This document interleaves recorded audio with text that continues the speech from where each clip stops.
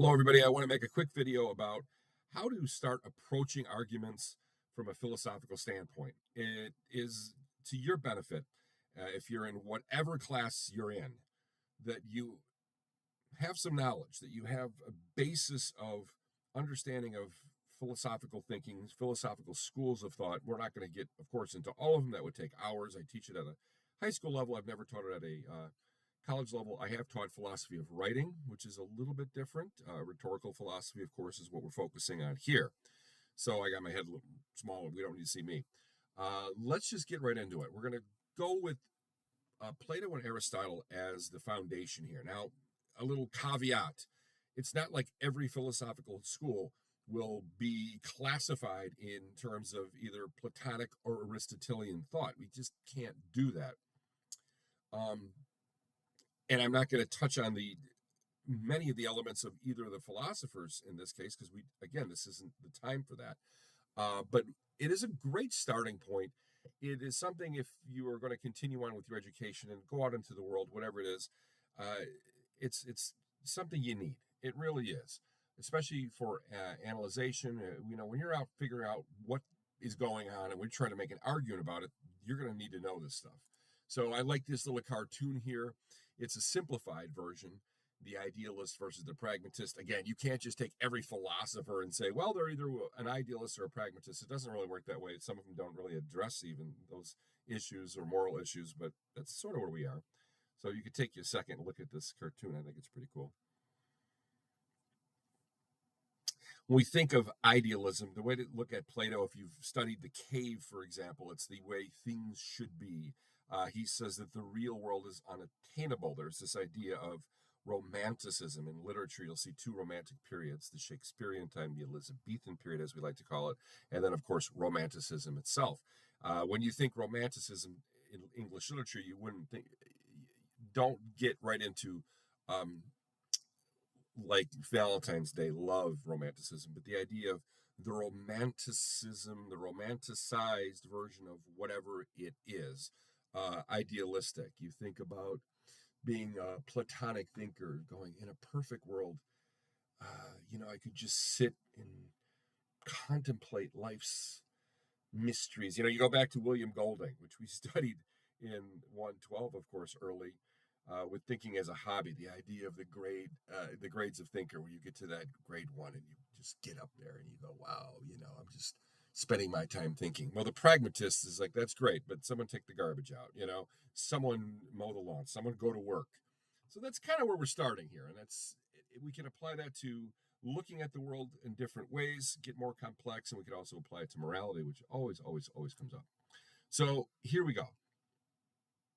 If you in our 112 class have done your job for this week, you have taken the compass test. This is sort of a better way of looking at it. I love this way of looking at it when it's kind of turned like a diamond.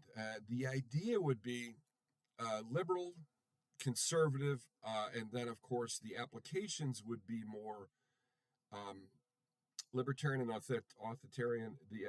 authoritarian, pardon me, with the idea of where do you enforce or not enforce those views.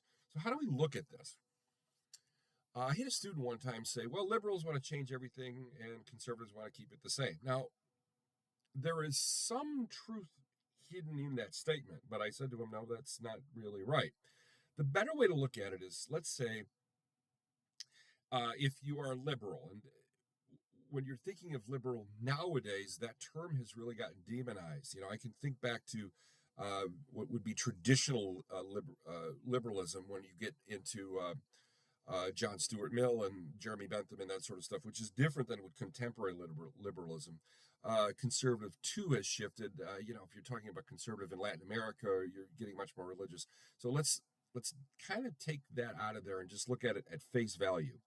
Let's say wherever you sit politically, liberals and conservatives have the same goal. The goal would be a perfect world. We all want it. We all want an eradication of disease and hunger and malnutrition and people who aren't working and some sort of social. I want to be careful with the word social justice, but we're looking for a world where we're socially adequate. We don't have these inadequacies, whether it's in medicine or in or economics or anything. The difference is, how do you get there? So start with the idea that if someone is liberal, if they lean more on that left scale, if you see it sort of in this area over here, I don't know if I can annotate this here. No, it just moves it. That's the one bad thing about this feature. Um, the idea with liberalism would say, in an ideal world, this would happen. A conservative would look at the world, if you're way further right, and say, well, uh, yeah, in an ideal world, yes, we'll never have an ideal world. There's always going to be wars. There are always going to be these issues. Get over it. Suck it up, Buttercup, as my mom used to like to say. The other factor with that is, then how do you enforce that? So if you're a liberal and say, we need to get to this point, which is the perfect world, and you put in laws and taxes and whatever it is, you start drifting towards authoritarian thought. Conversely, if you're a conservative and you say, no, we need to be more traditional, we can have some state control, but realistically, it's people living within a hierarchy, and so we're going to enforce that hierarchy. And what happens is those two move together. I'm going to give you an example in a minute. The opposite would be, of course, libertarian. Me personally, they say professors shouldn't talk. I'm more libertarian just at heart. I always believe more in freedom, which means I tick off both sides, because you can't look at it. The best way to look at it would be to say, let's split this down the middle, and then which way do you go? Here's a spoiler alert. Most people sit right in the middle and they don't know it. If you've taken that test, and I could ask people to share that, and I've done it for live classes for years, I would say we've got literally 95% of people wind up sitting in that center box. And then you can, of course, go on TV and Facebook and all this stuff and Twitter and argue with each other when you're really all in the same box. So if you look at where this sits historically, you can see a great example. Take a look down here. If you've studied world history, and I'm guessing you have, I've taught world history, you would know that the communists in Russia, Soviet Russia, believed in, at least theory, the idea that everyone is equal. Pure communism, we're going to have no ownership, everyone is equal. Fair enough. It's a great theory. Marxism kind of on steroids, I guess you'd say, because I don't think Marx would ever have approved of the Soviet Union. Its mortal enemy was fascism in Italy, and particularly Nazi Germany. Hitler and Stalin looked at themselves as being polar opposites. Hitler would say, not only is everyone not equal, there is a giant range of difference with Aryan race, which I hate that they used that word and ruined it. The master race is what they would call it, as opposed to the lowest of low. And you, obviously, if you studied history, you know what that is. The difference is, when you go and look at those two are identical. They're almost identical. They're nose to nose in a mirror. Because how are they enforcing it? They're enforcing it with basically pure dictatorship. So it really doesn't matter. So if you look over here and you see, well, look what FDR does, and that's, the New Deal. He moves far more to the left than other presidents, because he says, look, in a perfect world, everyone should be, working XYZ, as opposed to someone like Ronald Reagan, who says, let it trickle down. By the way, trickle down economics actually does work. That's been knocked. The problem is it doesn't bring equality, and so there's where all the criticism comes from. And then you look and you get closer to the top again, you'll see classic liberals are much more modern libertarians. So this is where it fits. If you've taken the test, you're going to get something in here. And again, most of us really fit inside of this bubble. So I don't want to get too political here. That's not the point. But it's a great way of testing yourself and at least bringing some knowledge and awareness into your writing and into your thinking. This is another way of looking at it right here. Idealism would have people who are more idealistic would have moral concerns. We're going to get into that, because people who are more liberal tend to be more idealistic, but then again, they're more relativistic, and so it gets really in conflict with what you'd say material concerns, where pragmatic realism comes from Hegel. We can get deep. Again, this isn't philosophy class. What does this mean? Let's look at the up and down. the first thing you would say is, have you met people that would say, um, my morality says we shouldn't have hungry people, so therefore nobody needs a boat when there are starving people? And someone on the bottom would say, well, I didn't make those people. I'm not responsible for feeding them. Where do we see that in modern society here in contemporary America? We see that with the illegal immigrants coming in, and people say they're human beings. Well, that's a legitimate argument. It falls up at the top as a moral. These are human beings. The bottom is, I didn't. They're not our citizens. They're coming in illegally. There's all kind of issues. There's a practical, pragmatic, realistic, material side to this. If you look at where this fits in left, right, you could see working class typically would fit on the left. You would say workers versus owners. Again, Marx, the proletariat versus the bourgeoisie. Um, you've seen a little bit of movement lately with that. And then, of course, culturally, you're going to see culturally left and right, where you'll say this is more tradition. I think this is where that fits in, tradition versus new. So you have the Super Bowl, where I could say I don't really follow that Lamar's music, but I can appreciate the artistic value. Where others would say that's junk. Bring back something from 1970, and then the liberals, modern culturally, would say, "Oh my gosh, okay, boomer." So these things all kind of fit together, but they're like clouds. They kind of float around. But it's good to have this. I think it's good to have it charted out like this. I like this line. I have the source down here. I can share this on our folders too. And I put, we cannot say that Plato is liberal and Aristotle conservative or vice versa. You can sort of put Plato idealism, Platonic idealism, more into the liberal vein. Yes, of course. But there are other things that are going to pop up that kind of muddy that up a little bit, especially as we get towards Derrida and whatnot later. We're going to get into critical theory.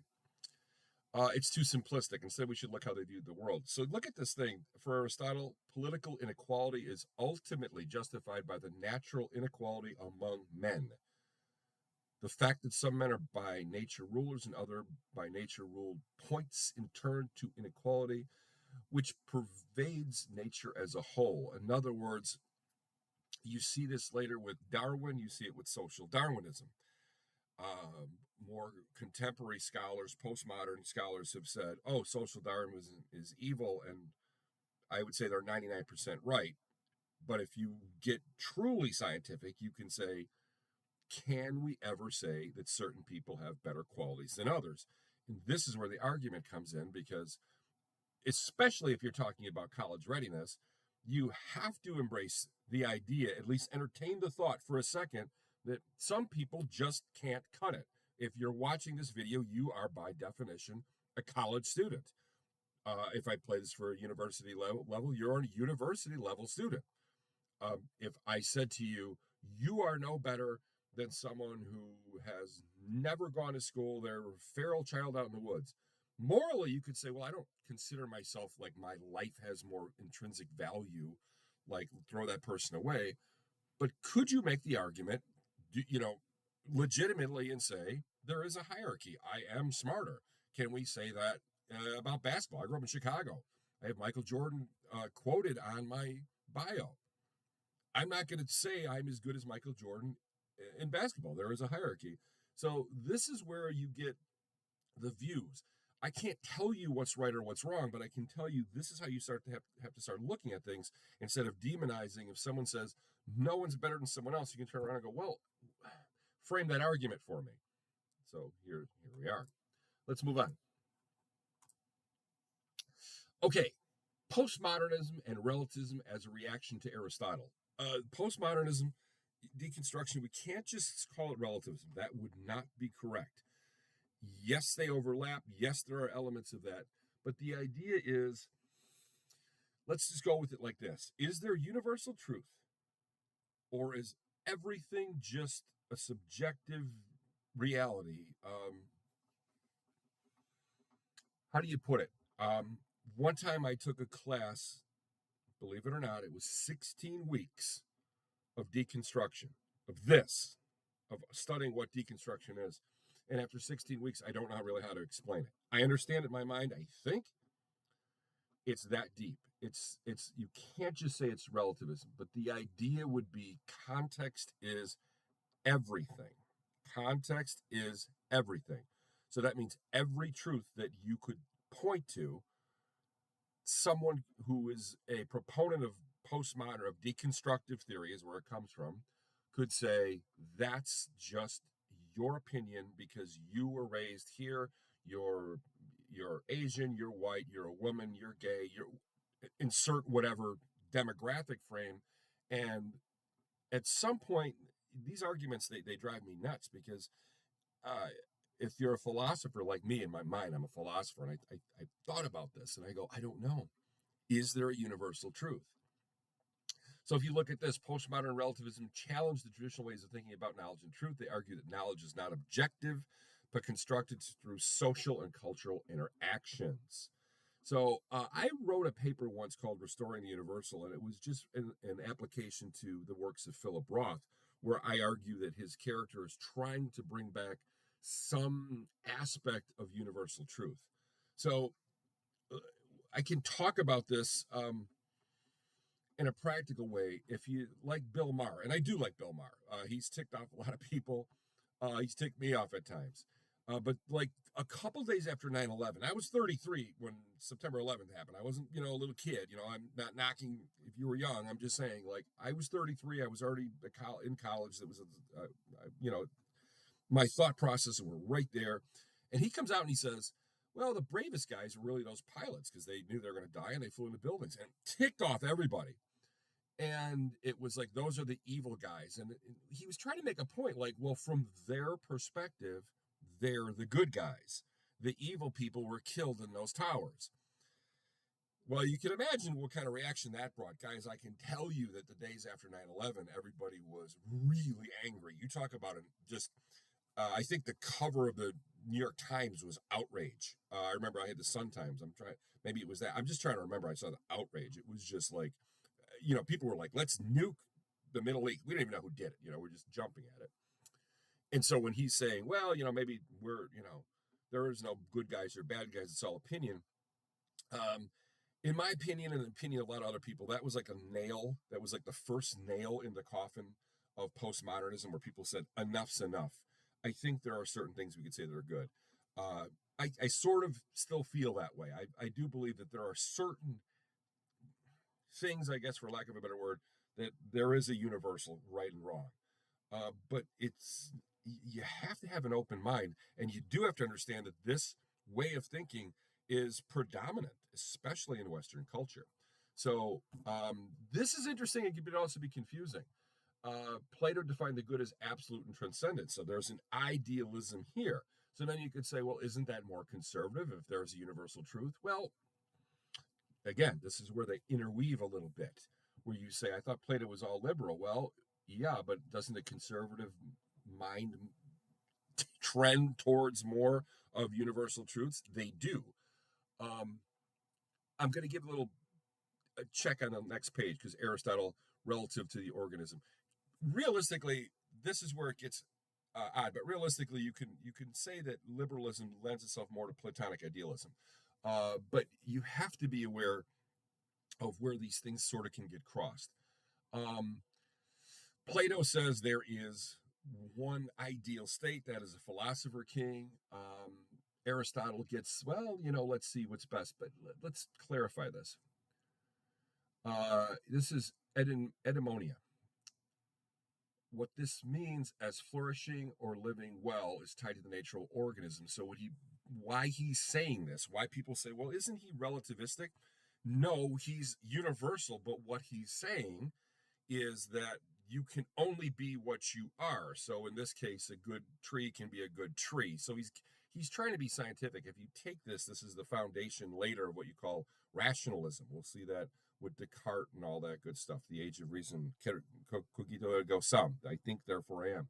Uh, in other words, he's trying to classify things. And so he's not truly being relativistic. He's just saying, be the best you can be for those little areas. Um, so it says here, Aristotle's view is not equivalent to modern moral relativism. Absolutely. Aristotle would probably hate the idea of someone saying, "Well, the hijackers that killed those people or whatever, they're just maybe they're the good guys." He would say, "No, they're not. They're murderers." End of story. And I'm not saying Plato would, but let's just be real clear of that. But he was into reason. Where does reasoning sort of fall apart? That's going to be later with the Age of Enlightenment, as we know. The idea of more empirical study, the idea of true science as opposed to Aristotle science, if that makes any sense. All right, so let's look through this. Let's walk through an argument reconstruction. Here's a passage. Take any action allowed to be vicious. Will for murder, for instance, examine it in all lights and you see if you can find the matter of fact or real existence, which you call vice. I don't want to read the whole thing. And I'll tell you why. Because like some of my students in the past, not you, you have the AI feature. There's nothing wrong with AI as a calculator. Just don't ever copy and paste. Sometimes you just put an idea in there, and that's fine. So I said, okay, AI, can you make this simple for us? Let's take something everyone agrees is terrible. Murder. If you really try to pinpoint what makes it wrong, it's tricky. You can look at the act itself, the physical actions, the motives, the thoughts of the person who committed the crime, but you won't find vice as a tangible thing. It's not a physical property of the act itself. The wrongness isn't something you observe out there. Instead, the feeling of disapproval, the sense that it's wrong, arises from you. Here's the metacognitive. How do we say this? When you're trying to say, here is my opinion, please don't ever, I've said it before, don't say, I think, I believe, no. But what you can say is, you're expressing your beliefs through your opinions. And what you're ultimately doing, what you're ultimately saying is,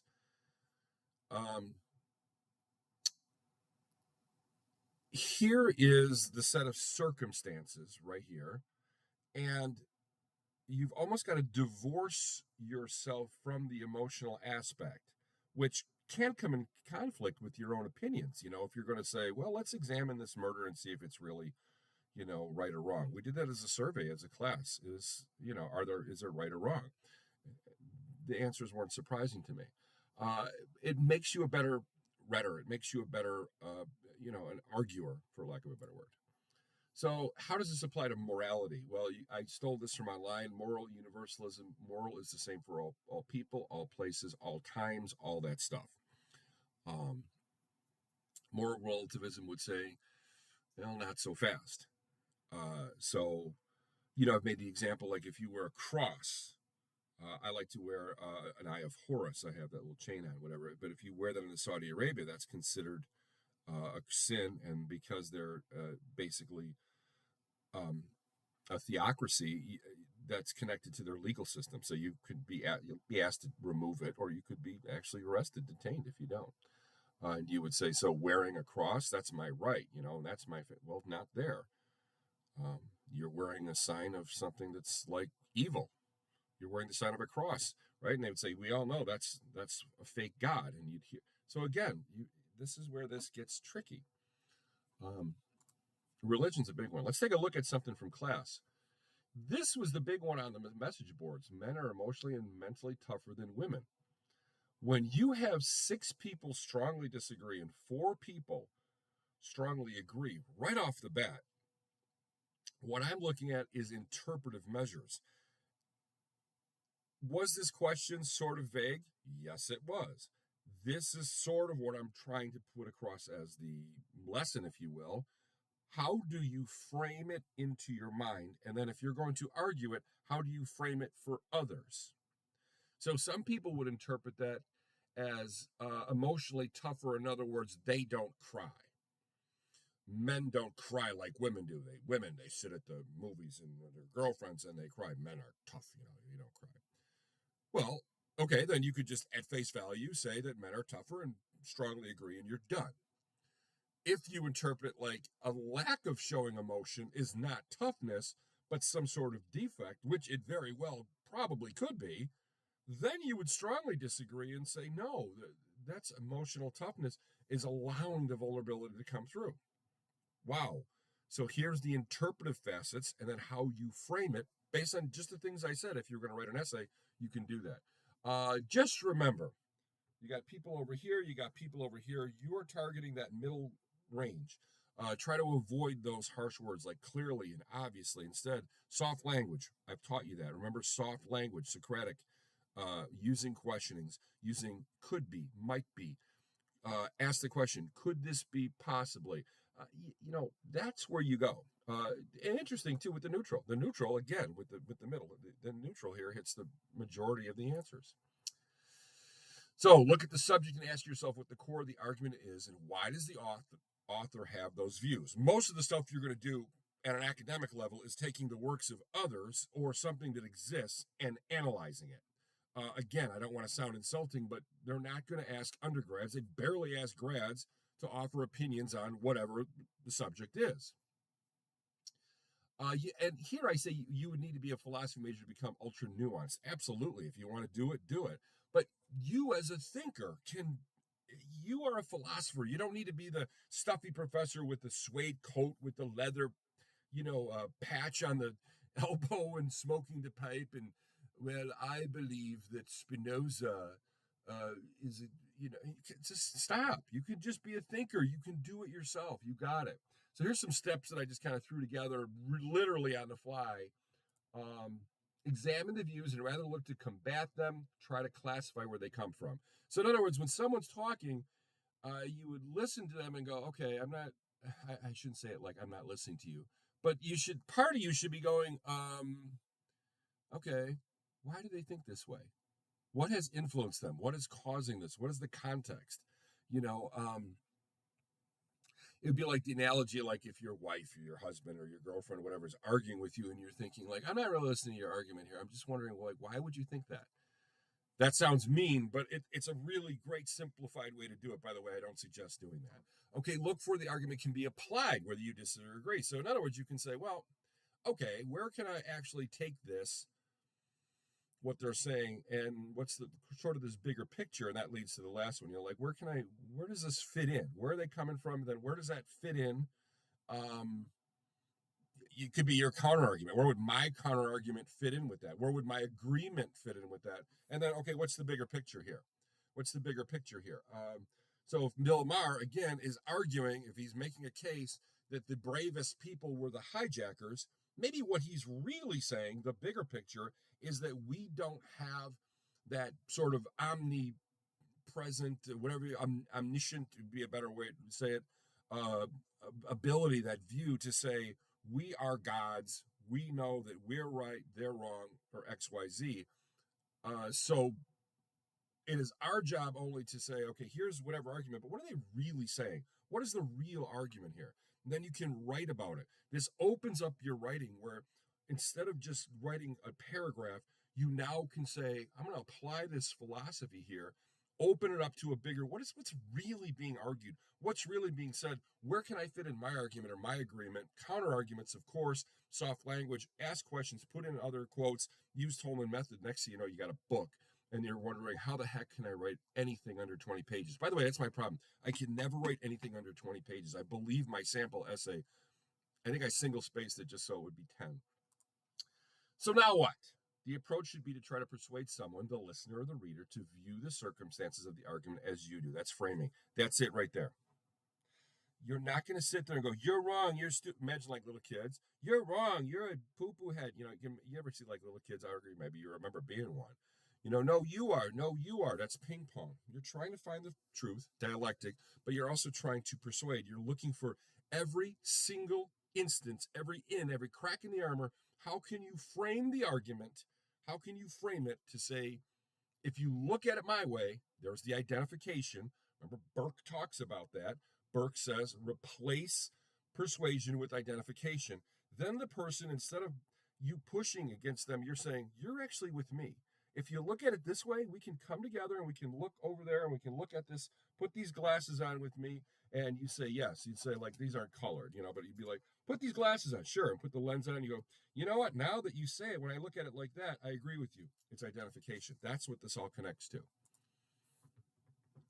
So this is from my writing. Now, I'm not trying to do this because, like, oh, I'm the greatest writer, but I'm a good writer. Obviously, I became an English teacher. This is what I do. And it's the best way I can show you what I've learned and how I apply it and how I'm trying to make you better. So this is me.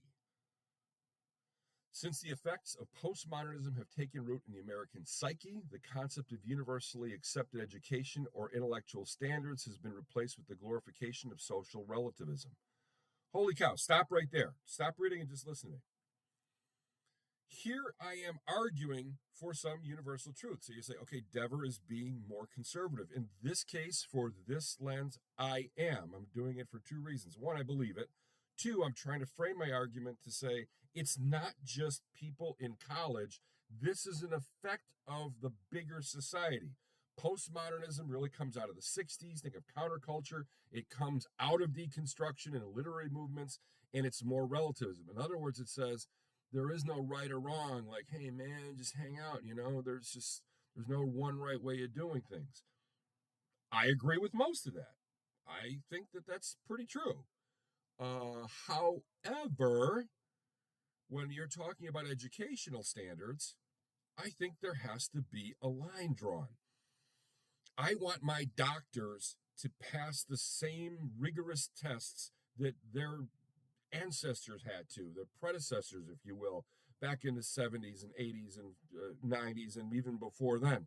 You better be a good doctor, not just like, well, he doesn't really know medicine, but he's pretty cool. And this is now, you got to be careful because this is where it gets into what they're talking about with DEI, where they say, well, the person isn't as qualified, but we do have these quotas to meet and we have diversity. And then that gets to the other deeper argument, which I don't want to get into, where people learn differently. That's a really good argument to make because that's actually true. You can talk about cultural, physiological, all that sort of thing. But if you were going to make an argument for DEI or against DEI, this is where you would say, well, what's the bigger picture? And the bigger picture is there a universal, like one size fits all, or is there, hey, whatever any person does, they have their skills and we should kind of value it on there. Me, here it is in my writing saying, no, I think that we have to have a certain standard when it comes starting with medicine, but then trickling down, especially into higher education, which is the subject of this. So I make that statement. Then I said, ergo, I love ergo. This has transformed the country's view of race and culture in a positive fashion. I think it has, but has also been detrimental in the overall collective approach to higher learning. Bam, there it is. Yes, it's good to be diverse, but I want people to know stuff. I don't care about any demographic. Just there's your score, there's your essay. Let me read it. That's my perspective. Someone could be watching this and reading this and saying, oh my gosh, this guy's a dinosaur. Okay, prove me wrong. There you go. That's what it is. But this is how I push my opinion out there. I shouldn't say push, I put it out there without saying I feel, I believe. It's all right there. And it's hard to argue with, in my opinion, because I'm connecting my opinion to something that does exist, the glorification of social relativism. Whether you like it or not, it's there. And I make the counter argument. I say it's positive fashion. So in other words, I'm saying, do you believe that it's good to have more cultural and diverse culture? I do. Are you with me? So in other words, now you go, yeah, I'm with you. I believe in diverse cultures and branching out and not just being, okay, good. You agree with me? Good. But by the way, you do agree, though, no matter what that is, you should have some standards, right? Like everyone should know stuff. Like, right, the doctor should be the doc. Yeah. Bam. See what I've done here? This is how you write. Okay. Whereas in all previous generations of Western culture, intelligence, higher education, and academic success have been viewed as an admirable goals, the compilation has slowly become a mere opinion of ontology. So what I do in the end here is I turn this into, let's take it away from the social relativism. I threw it out there to bring you in. But what I really want to talk about is the way people view education and the way people view it as, is it a goal? Should we be happy about this? Or should we just be like, people in college are no smarter than anybody else? That's what I'm getting to. Here is what I continue with. Basically, I love that word, ostensibly, which is basically, right? Anti-intellectualism has become a popular strand of thinking in the American collective society, with the postmodern theme of my ignorance is equal or better, equal to or better than your intelligence. So there it is. I'm saying this is what's happening in our society. We're saying everyone's equal, man, do your own thing. So now what we're seeing is that's been taken to the extreme, and we see this all the time. It says, well, it doesn't matter If you have 50 degrees, it doesn't matter. If you have the IQ of 200, I'm the same as you. You know, you could be functionally illiterate, but you say, I'm the same as you. And as a matter of fact, I'm going to put you down, college student. I'm going to put you down because you're just being brainwashed by some liberal professor. You hear that a lot, right? Or you're being indoctrinated with some. I've never been accused of being a liberal professor, so there's that. Probably because I'm not. I'm libertarian. But this is what you're going to hear. You're just going to college to be brainwashed. Well, no, I'm not. Who's saying that? No one who's going to college is saying that. I don't just move away with it. I use a quote right here and I stick with it. So here's the quote. Think Tolman method. I set it up with a prompt. I write around the quote. I'm going to give you the quote and then I'm going to talk about it. So here is the quote. In American schools, the culture exalts the athlete and good-looking cheerleader. Well-educated and intellectual students are commonly referred to in public schools and the media as nerds, dweebs, dorks, geeks, and are relentlessly harassed and even insulted by the more popular jocks for openly displaying any intellect. Bam! There it is. So there's a quote from somebody else, and I'm saying, look, it's okay in the media. It's okay for all of us just to be like, you geeks, dwarf. You know, we had the nerds. You had the movie. You have all this stuff. You have like Big Bang Theory where they're the geeks or whatever, the nerds. But it's like not okay like it used to be back in the day to say there's a dumb jock. It's almost like political correctness has now turned onto higher learning. What I do is I stay with the quote. I don't just move on. I transition in the end, as you will see with the question, but I stay with that and I want to talk about my personal narrative. Here's where I can use narrative, but I don't just tell a story. I use metacognitive writing. Over the past 20 years I've spent in college as either a student or teacher. I got to change that because that's probably almost 30 now. I have noticed this trend where questioning or even mildly criticizing the attack on traditional standards and practices is met with contempt. To think critically, something Golding would call grade one thinking, boom, see that? A scholar must ignore politically correct assumptions or labels that are just as harmful as the conditions that prompted it. I took this and put it into that little thing we did on the discussion board. And then to transition, I ask a question at the end. Always transition to the next subject. They're all going to reinforce your thesis, your claim, but you want to have it where it's going to be, let's now move a little bit. Let's shift the argument a little bit. So I'm going to say that this is, at the end, a form of reverse discrimination. Holy cow. So I'm going to say, if you're picking on me because I'm smart, if you're picking on my college students because they're in college, if you're saying they're not any better than you, if you're knocking them, then what you're doing is you're practicing reverse discrimination. Well, what can we attribute this to? So now the reader goes, yeah, what can we attribute this to? Well, you'd have to read the whole essay to get to it, okay? And that's just what it is. So this is sort of the end of my little lecture here, and I hope this helps. So I would like to see you do this in your essay where you have something that connects philosophically with your argument, that you can make that case for other people to read it. And people go, yeah, I've noticed that. And then you've connected those two, you frame the argument, use your Tolman method. And that's it. Hopefully this helps, and we'll see you out there.